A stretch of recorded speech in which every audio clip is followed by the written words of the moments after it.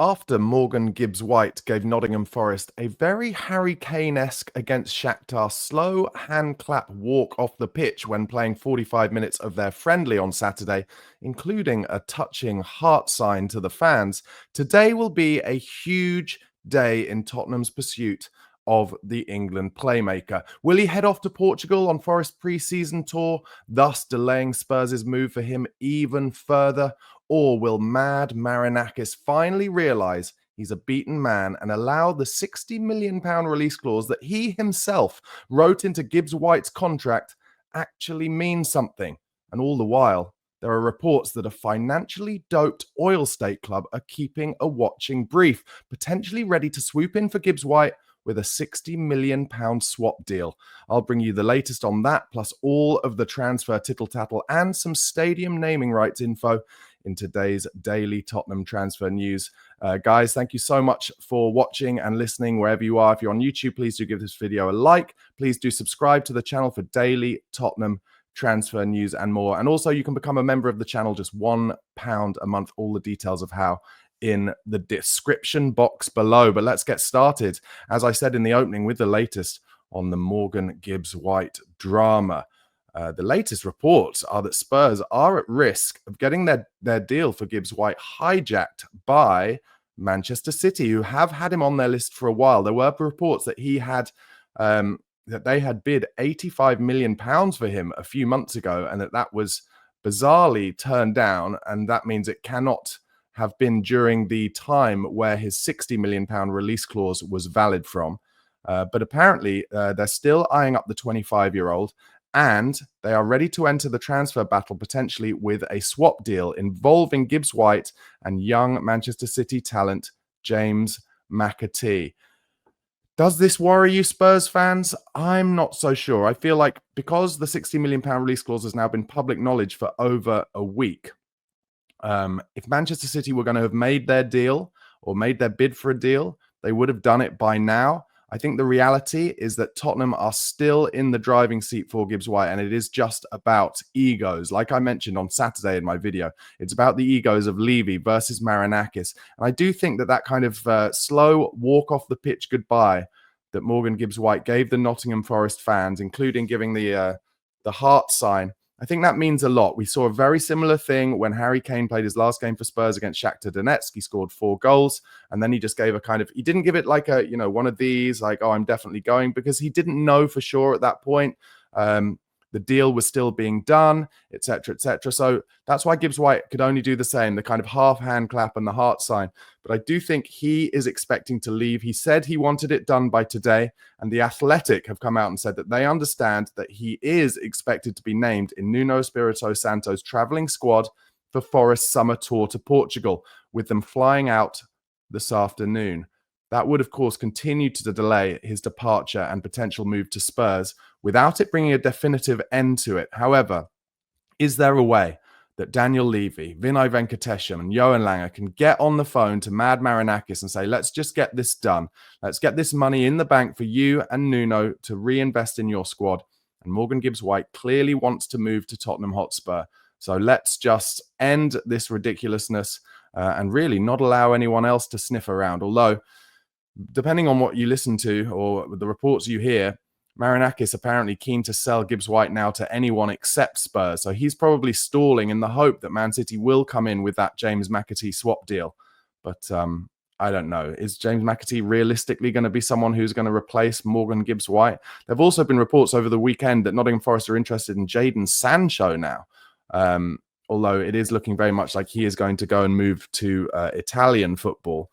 But yeah, Nottingham Forest still looking for replacements, still desperate not to sell to Spurs, but I think Morgan Gibbs-White has his heart set on coming to White Hart Lane. All reports over the weekend say that Tottenham do want all of their incomings, all of their signings done before they fly out to Korea for their pre-season tour, and they intend to sign as many as 3 or 4 more players. Of course, we've got Luton away on Saturday, and then that is when we fly out to Asia, where we play Arsenal in a very strange North London derby over in Asia.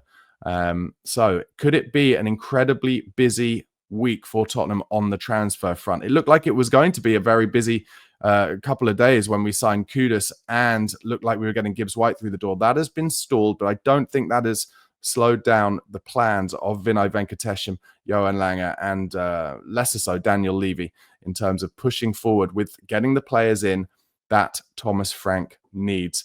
Spurs apparently showing an interest in signing German striker Nelson Weiper this summer. It's probably pronounced Viper, I would have thought, spelled Weiper. He's a 6'3" centre forward, came through the academy at Mainz.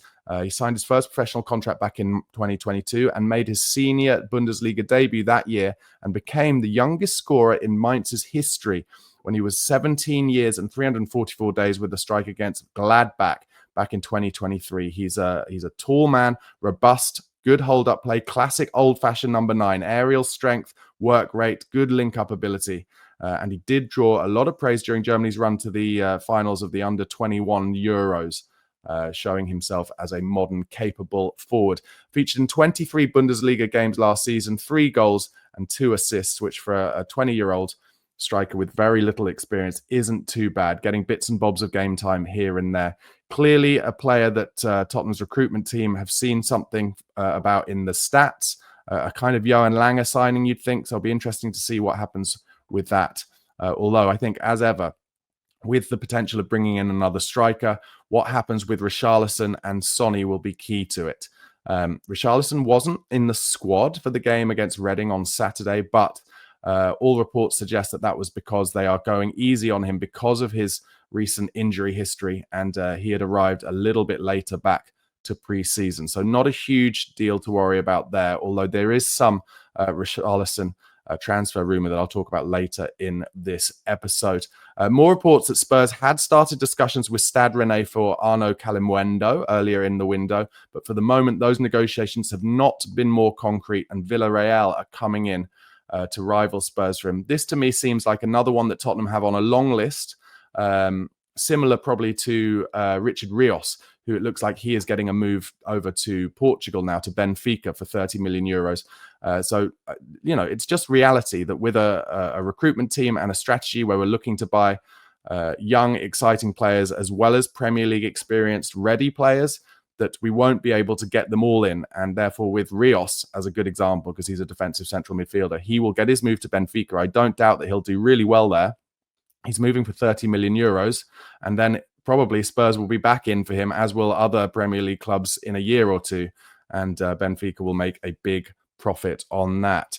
Reports this weekend suggest Tottenham believe they can get Palhinha from Bayern Munich, the former Fulham central midfielder, and they think they could maybe get him for under £20 million. Personal terms would not be an issue.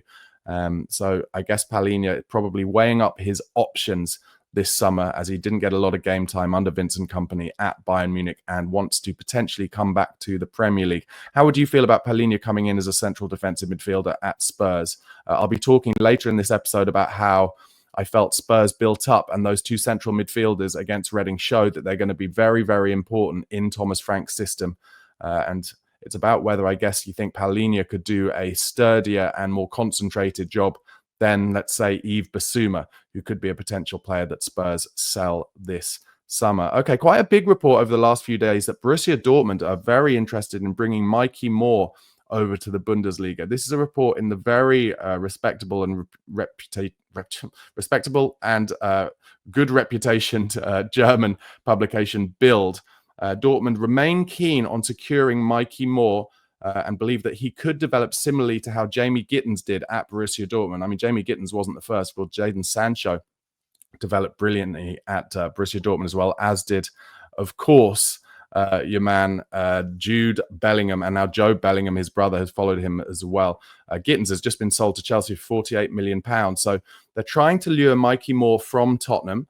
He fits the profile perfectly that Dortmund are looking for, given his ability to play as a number 10 or on either flank. However, although Tottenham could be willing to let Mikey Moore go on a loan, they are not interested in selling him at the moment. They could potentially do a loan with an option to buy, as they do want to benefit from his development. But there's no definitive reports as to whether Dortmund would be interested in that. Dortmund do actually prefer not to get these youngsters in from England on loan. They like to get them in, pay the money, and make a huge profit on them. Apparently, Juventus have also been looking to eye up an audacious move for Mikey Moore as well. However, he did start against Reading on Saturday. He's clearly in Thomas Frank's plans. So for me, a loan potentially away from Tottenham I could see happening, but no way.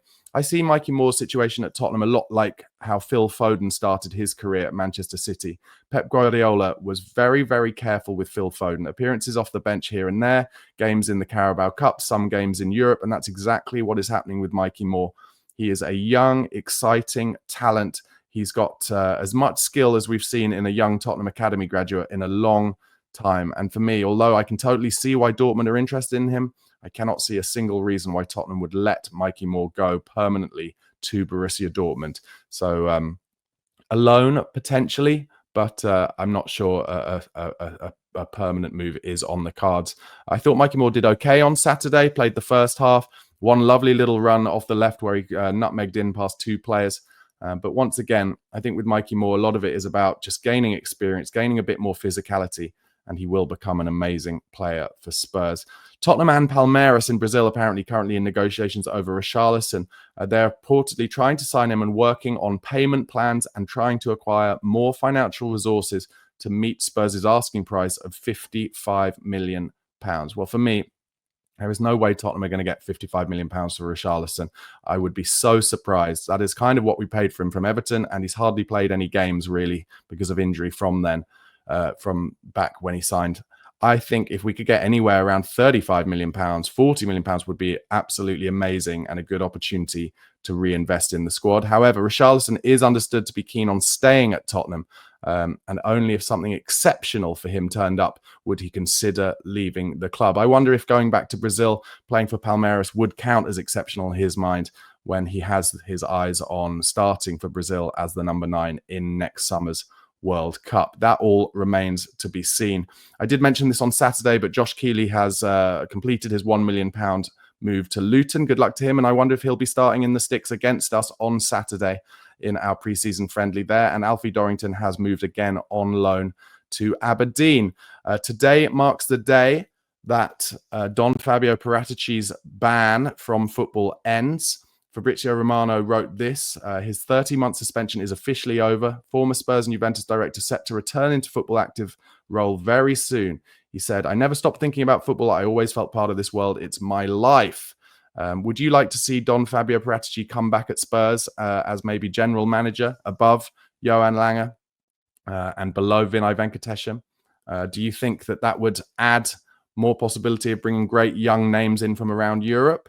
Or do you feel like the criminality that he has been mixed up with previously means that optically it wouldn't be a good move to bring him back full-time for Spurs? Let me know what you think in the comments. I think it's a difficult one. I'm kind of torn about it. For me, as long as it didn't upset the balance of Thomas Frank's good relationship with Johan Lange, and as long as Johan Lange wouldn't feel like he's got someone above him who's trying to pull the rug out from underneath him, then maybe it's something that could work well, but not sure. Let me know what you think in the comments. Just a little bit of news on Tottenham's potential naming rights deal. Apparently, according to some reports, they're set to agree a 20-year naming rights deal for the Tottenham Hotspur Stadium, which would amount to over £500 million in revenue. The rights deal would be worth at least £25 million per season. And like I said, it could be a 20-year agreement. There have been lots of rumours and reports about this over the last month or two, and that maybe that deal is getting very close to being done, and that's why some money is being invested into ENIC. I think it's a difficult one. I wouldn't want it to be like Everton, which is like now called, their new stadium's called the Hill Dickinson Stadium. I mean, it just sounds like it's just some shop in Liverpool. For me, if Tottenham are going to have a brand attached to the stadium, then it needs to be a big brand, a big name brand. And I have to say, all the rumors are that it's more likely to be a Saudi brand, and I'm not exactly sure how I feel about that. I'm not desperately happy with it. All right, guys, that's the end of the transfer news. Before I bring you my 5 things that I felt I learned from the Spurs 2-0 win over Reading friendly, do once again, guys, give this video a like if you haven't already. Do subscribe to the channel if you're not subscribed for daily Tottenham transfer news and all of the news and views from White Hart Lane every single weekday, as well as watch-alongs. And every so often I bring you some other Premier League transfer rumours as well. Please do press that subscribe button and press the bell button as well so you get notifications whenever that content is released. And also, you can listen on the podcast platforms. Just go over to Apple Podcasts or Spotify, type in the Spurred On podcast and give me a subscribe or a follow and a rating there. Thanks so much, guys. All right. So obviously, I did a watch along for the Tottenham 2 Reading 0 friendly on Saturday. I'm going to bring you the 5 things that I really felt I learned from it briefly, but I've left out what I'm calling the obvious Luka Vuskovic excitement.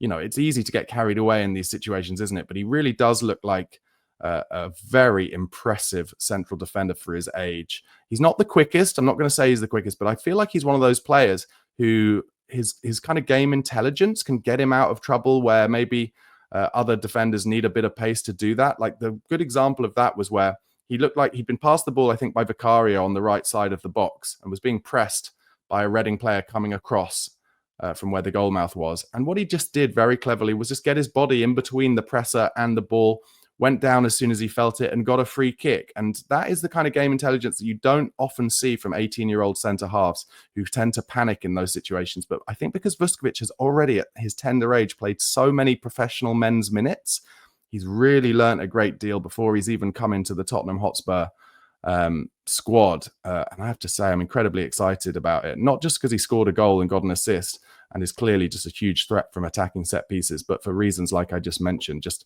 game intelligent. He looks like he's an old head on young shoulders. But here are the 5 things that I felt I learned. Firstly, I feel like Kinski and Vicario will be very close this season for the number 1 spot at Tottenham. And a lot of that is due to the distribution. I don't think Vicario's distribution as a whole was appalling, but the real difference is that Kinski, when he plays those short passes into the central defensive midfielders, they're always to the correct foot and they're always at the correct weight. Whereas Vicario is more like, yes, he can get it in the general direction more often than not, but it makes it difficult for those defensive midfielders to then deal with it on the half turn or take it round the corner.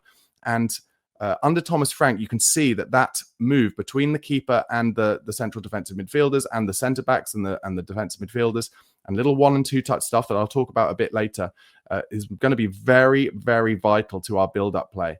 And Kinski's distribution is just far superior. Now, Vicario is still a great shot stopper, and neither Kinski or Vicario had to really show off their shot stopping skills against League One Reading.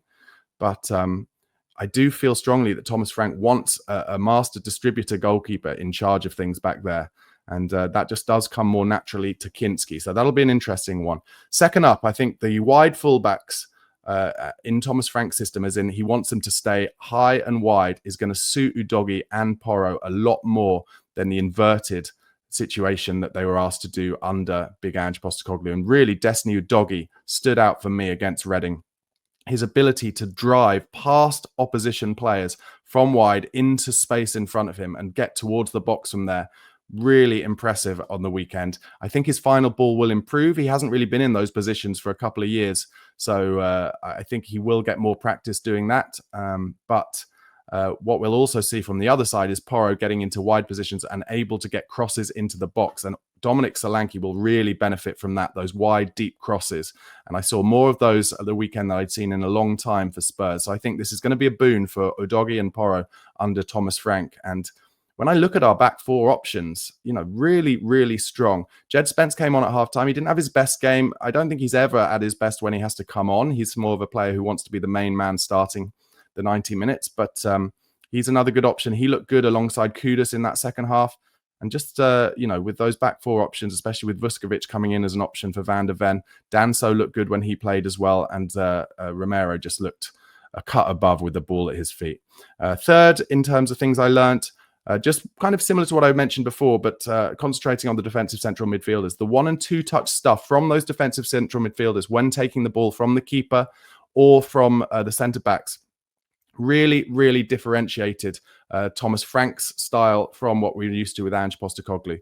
Both number 6s coming deep, and they're just literally getting it off the keeper or from the centre-back, 1 touch out wide, 1 touch back, 1 touch back to the other side. Or if they get the ball perfectly from, in this instance, it was Kinski, Bentancur a couple of times was able to take it on the half turn, round the corner, away from his presser. Reading were pressing very high with 4 men in the forward line. And time again, Spurs were just moving them around and eventually able to get it out wide and find Udogie or Porro into a lot of space, or Romero was passing it between the lines into Alfie Devine, it was in the number 10 in that first half. And it just seems a lot more safe, this 3-2 formation that we use in build-up play, the kind of three at the back, that was either a fullback coming in, or it was usually one of the central defensive midfielders coming in between the two centre halves, and then the other number 6 coming to drop it in 1 or 2 touch when getting the ball from them or the goalkeeper. It was really enjoyable to watch. I really loved it. And that leads on to my fourth thing I felt I learned. The number 10 role is, as a result, going to be huge, because as those players in central defensive midfield are dragging the opposition around, when the ball gets back to, say, Romero's feet, he is then able to play those passes in between the lines into the number 10. And in the first half, Alfie Devine had so much space in the pocket as a result. And that is why I feel it does make sense that we're looking to buy Morgan Gibbs-White, because he would play in that position, or James Maddison. And of course, Maddison gets injured quite a lot. So I can see why we need more options for creativity there. But if Morgan Gibbs-White gets the ball for Spurs in as much space as Alfie Devine did in that first half and Jamie Donnelly did in the second half, then we are going to cause a lot of problems for the opposition. So I can totally see why we're looking to buy another number 10 there, because under Thomas Frank, that number 10 position is vital. And we saw that with Mikael Damsgaard at Brentford, who became a really important player for them. The final thing I really felt that I learned is that Brennan Johnson again, ole ole, he is under serious pressure this season from Mohamed Kudus.